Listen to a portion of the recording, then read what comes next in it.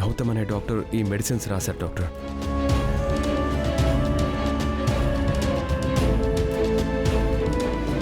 My God, ఏమైంది doctor? ఇవి కోమాలోంచి కోలుకోవడానికి ఇచ్చే మెడిసిన్స్ కావు. ఈ టాబ్లెట్స్ వాడితే మీ తమ్ముడు ఎప్పటికీ కోమాలోంచి బయటికి రాడు, కోమాలోనే చనిపోవచ్చు కూడా.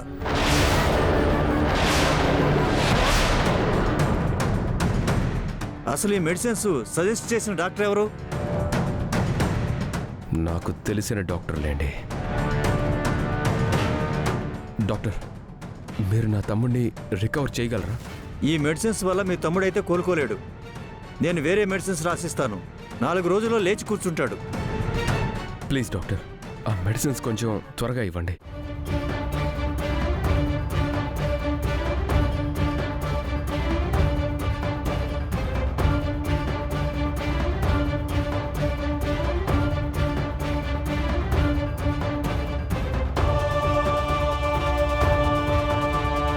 ఈ టాబ్లెట్స్ వాడండి, మీ తమ్ముడు 4 రోజుల్లో లేచి కూర్చుంటాడు.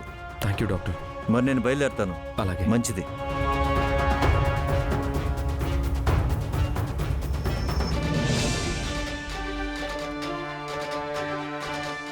రే గౌతమ్, నా తమ్ముడికి ట్రీట్మెంట్ చేస్తానని చెప్పి శాశ్వతంగా కోమాలోకి వెళ్ళేలా చేస్తున్నావా?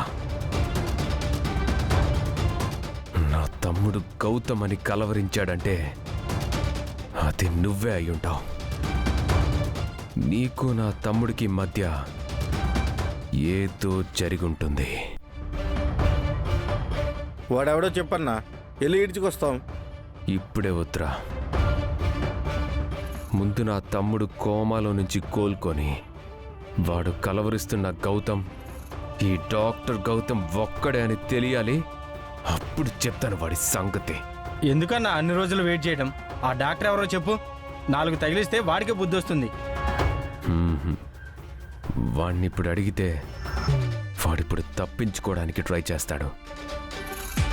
ముందు నా తమ్ముడు కోమాలో నుంచి బయటికి రావాలి. వాడిని కొట్టిన వాడెవడో చెప్పాలి. అప్పుడు చెప్తా వాడి సంగతి.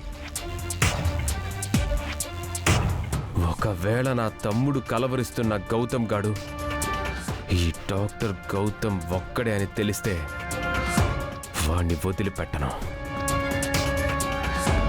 చంపేస్తా.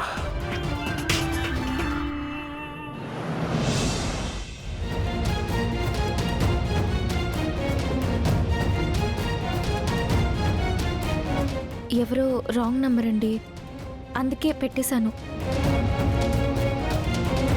సరే, ఆ నెంబర్కి ఒకసారి కాల్ బ్యాక్ చేయండి.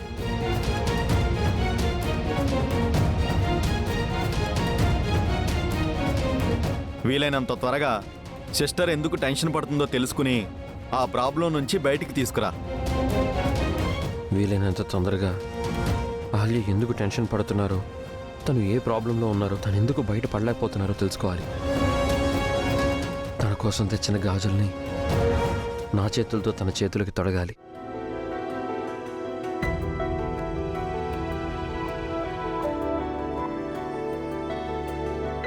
గాజులంటే గుర్తొచ్చింది, అహల్య గారికి తొడిగేలోపు వాటికి మెరుగు పెట్టించడం బెటర్.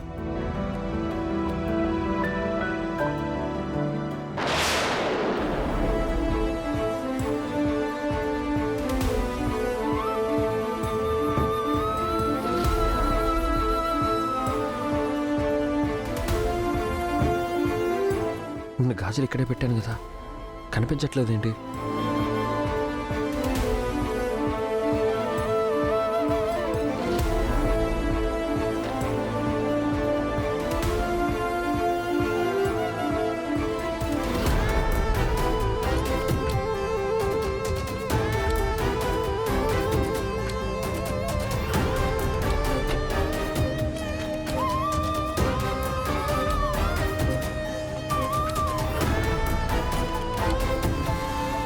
సార్,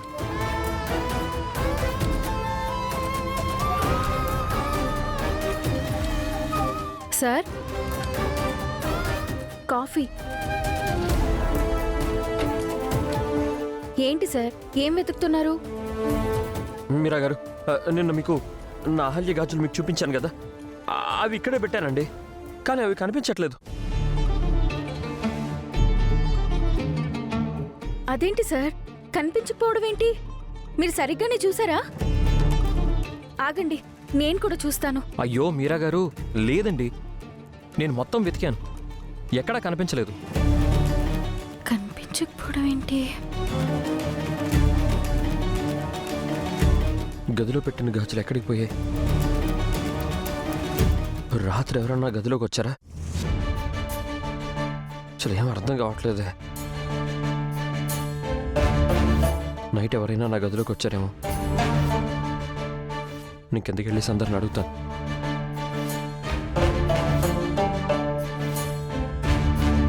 గాజులు ఎవరు తీసుంటారు?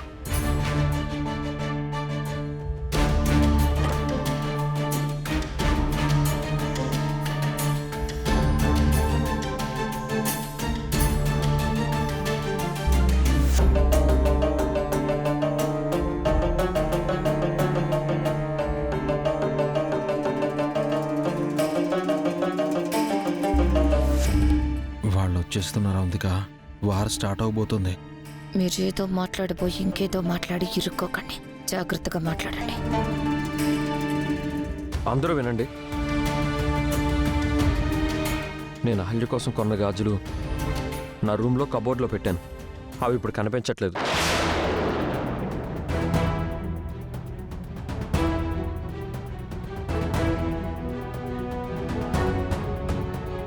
మీలో ఎవరైనా చూసారా?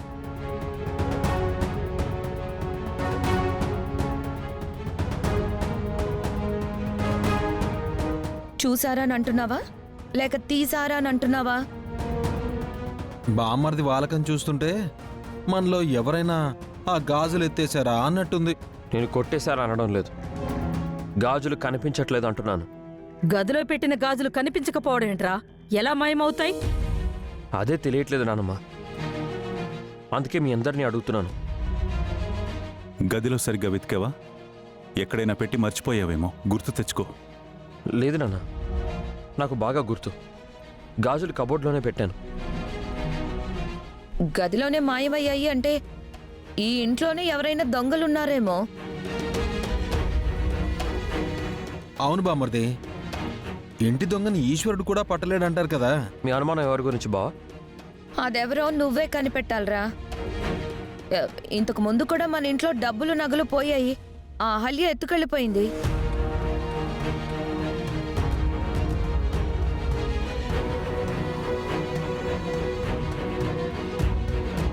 ఇంతవరకు ఆ డబ్బులు నగల గురించి అతి గతి ఏమీ లేదు. ఇప్పుడేమో గాజులు పోయాయి అంటున్నావు, మళ్ళీ అహల్య వచ్చి తీసుకెళ్ళిపోయి ఉంటుందేమో. అహల్య అలాంటిది కాదు బావా, తనకు అలాంటి అవసరం కూడా లేదు. అనవసరంగా తన మీద నిందలు వేయకండి.